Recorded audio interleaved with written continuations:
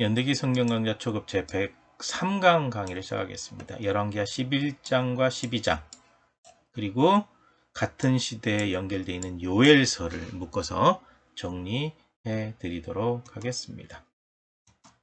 열왕기하 11장입니다. 유다의 여왕 아달랴 얘기가 나오는데요.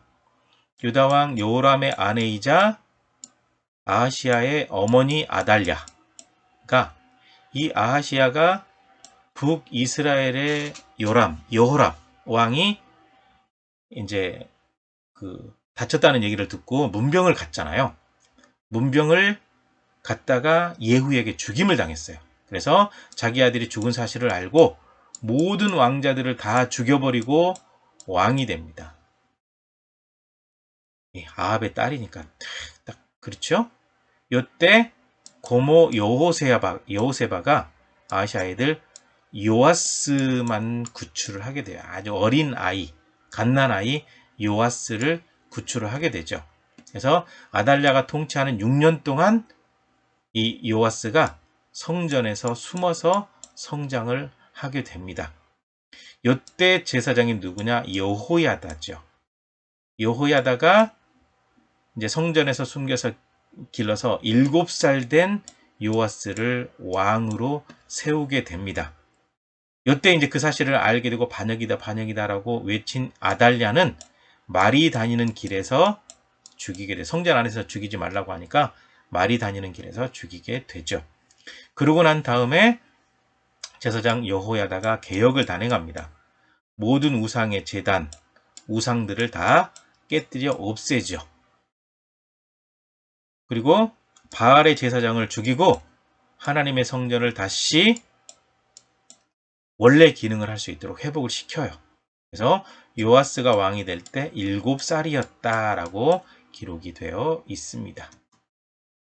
그 다음에 이제 12장을 보시게 되면 유다왕 요아스의 통치입니다.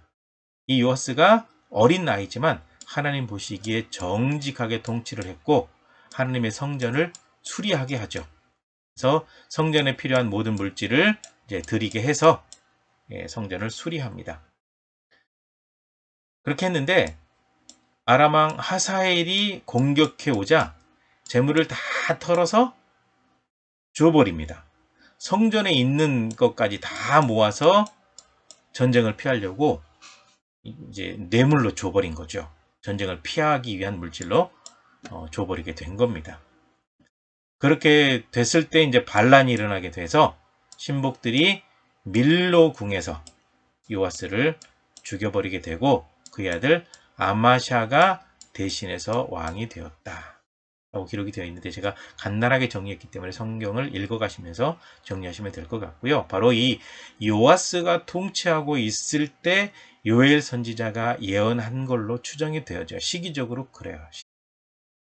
자, 이 사진은 남북 이스라엘의 왕. 그래서 남쪽 유다는 다윗의 후손들이 계속 왕이 되고요. 북이스라엘은 1왕조, 2왕조, 3왕조, 4왕조, 5왕조, 6왕조, 7왕조, 8왕조, 9왕조 쿠데타가 계속해서 일어났어요. 그것을 기록하고 있으니까 한번 살펴보시면 될 것 같고요. 그 다음에 이제 왕들이 다스리던 시대에 선지자 같이 연결이 되는데 바로 이 요아스 왕이 다스리던 시대에 요엘 선지자가 예언을 한 걸로 기록 연대를 봤을 때 한 걸로 추정이 되어져요. 달리 보는 분들도 저 같은 경우는 이제 그 제사장 용어라든지 이걸 보았을 때 요엘은 요아스 왕 때 예언했다라고 저는 추정이 되어져서 여기에 넣습니다. 요엘서 내용을 보시면 먼저 요엘에 대해서 정리하면요. 주제는 여호와의 날이 심판의 날이다. 그리고 기록자는 요엘이고요. 요아스의 시대 제사 용어를 많이 사용했다. 이건 아까 앞에서 말씀을 드렸고요. 기록 연대는 주전 830년경. 기록 목적은 하나님께서 임하시는 날이 심판의 날임을 알려주기 위해서 기록하고 있습니다. 그래서 여호수아 통치 말년으로 보면 훨씬 더 나을 것 같아요. 내용을 분해하면 재앙의 날이 되는 여호와의 날 1장이고요. 두 번째 파트는 2장에서 3장 13절 심판하시는 하나님에 대해서 예언하고 있고요. 그 다음에 세 번째 파트 3장 14절에서 21절 영원한 유다가 영원할 것이다 라는 예언이 여기에 담겨 있습니다. 자, 1장 내용을 보시게 되면 4가지 메뚜기 재앙이 이미 있었다라고 기록되어 있습니다. 부두엘의 아들 요엘에게 임한 하나님의 말씀이다 라고 언급하고 있고요. 늙은 자들, 땅의 모든 주민들에게 귀를 기울여 들어라 라고 말을 합니다. 예전과 지금 있었던 모든 일을 자녀와 후손에게 말해 주도록 하라 라고 얘기를 하죠. 그러면서 팥중이 와서 뜯어먹고, 메뚜기 와서 뜯어먹고, 느치 와서 뜯어먹고, 황충이 와서 뜯어먹고, 그러니까 연이어 이 4종류의 메뚜기가 와서 뜯어먹는 재앙이 발생했다, 이미 있었다라고 기록하고 있습니다. 그러면서 이제 여호와의 날에 대해서 얘기하고 있는데, 재앙으로 인해서 하나님께 드리는 예배가 무너졌다. 그래서 제사장들이 슬퍼하고 탄식하고 있다. 이 소리가 아주 한숨소리 퍽퍽 난다. 그 얘기죠. 그리고 제사장들에게 슬피 울며 금식하고 기도하라 라고 예언을 합니다. 그리고 여호와의 날, 곧 심판의 날이 가까이 왔다라고 얘기하는 거죠. 그리고 선지자가 하나님 앞에 부르짖습니다. 요엘 선지자의 부르짖음입니다. 완전히 불타버리는 사건이 있어서, 정확히 이제 기록이 뭐 이렇게 명확하지 않기 때문에 잘 모르겠는데, 바로 이런 재앙까지 있어서 선지자도 하나님 앞에 탄식하고 부르짖어 기도할 수밖에 없는 상황임을 언급하고 있습니다. 메뚜기 재앙을 얘기하는 거죠. 뭐 해남 습격했던 메뚜기 때 뭐 사진이 있어가지고 인터넷 검색해서 한번 가져와 봤습니다. 그 다음에 이제 2장을 보시게 되면 여호와의 날을 경고하는 메뚜기 떼의 모습입니다. 그래서 엄청난 메뚜기 떼들이 들이닥치는 모습을 묘사하고 있는데, 군대처럼 묘사하고 있지만 메뚜기죠. 완전히 황폐하게 만든 메뚜기 재앙에 대해서 언급하고 있습니다. 그래서 여호와의 날이 바로 그렇게 남김없이 없어지고 황폐하게 되는 바로 심판의 날이 될 것이다. 해와 달을 완전히 가리게 될 것이다. 그래서 메뚜기 떼가 그렇게 와서 황폐하게 했던 것처럼 하나님의 심판이 그렇다라는 거죠. 그러므로 회개라. 지금이라도 금식하고 애통하며 하나님께 돌아와라. 왕이 하나님과 멀어지다 보니까 백성들도 멀어졌던 거죠.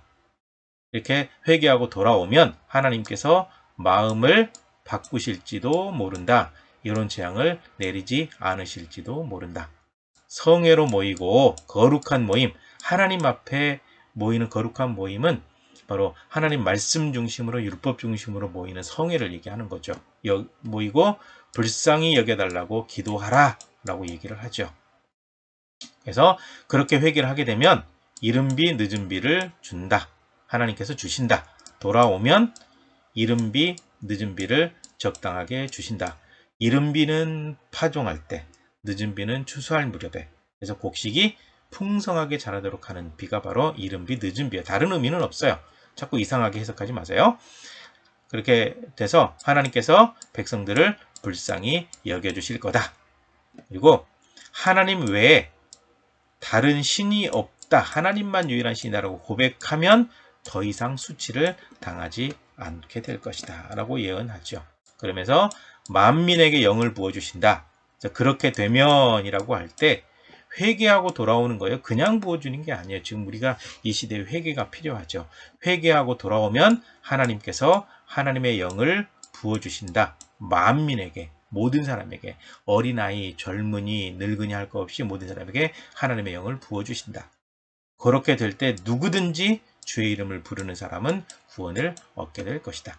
문맥 해석을 잘해야 돼요. 잘못하게 되면 엉뚱한 해석이 나오기 쉽습니다. 그 다음에 3장 내용을 보시게 되면 민족들을 심판하시는 하나님의 얘기가 먼저 나오죠. 유다와 예루살렘에서 사로잡혀갔던 사람들이 다시 돌아오게 될 것이다. 그리고 모든 민족들은 심판하실 것이다.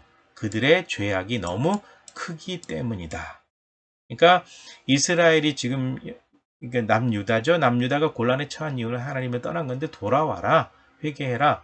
그렇게 되면 하나님의 영을 부어주시고 구원의 은혜를 베푸시고 사로잡혀 갔던 자들이 돌아오고 모든 민족들은 심판받을 거다. 이렇게 쭉 연결이 되죠.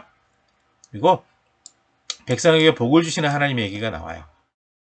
하나님께 백성들이 돌아왔을 때 하나님은 그의 백성의 산성, 아주 튼튼한 보호막이 되어주신다 라는 거죠. 그리고 다시는 이방 사람들이 통행하지 못한다. 이방 사람들이 다시는 여기를 정복하지 못한다. 그렇게 해석하시면 이 문맥이 어렵지 않을 것 같고요.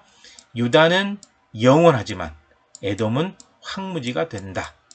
그 이유는 이제 뒤에 나오게 되는데 이 에돔이 바벨론이 공격해 와가지고 남유다를 멸망시킬 때 같이 들어와가지고 약탈을 했어요. 그래서 미리 하나님께서 요 예언을 한 거죠. 에돔 멸망에 대해서는 여러 선지자가 예언하는데 요엘 선지자도 에돔이 멸망하게 될 것을 예언을 하고 있습니다. 그리고 하나님께서 모든 것을 다 갚아주신다 라고 할 때 두 가지로 해석이 되어지는데, 첫째는 잃어버린 모든 것을 다 되찾게 해주신다 라는 내용이 포함되어 있고, 또 한 가지는 너희를 공격했던 모든 원수는 하나님께서 다 갚아주신다 라고 얘기를 해서 유다는 영원하고 모든 적들, 악한 민족들은 망한다 라는 예언을 하게 되는 겁니다. 네. 에돔, 여기 밑에 있어요. 밑에 여기. 에돔이 멸망하게 될 것을 이 요엘서에서 예언을 하고 있습니다. 자, 여기까지입니다. 수고하셨습니다.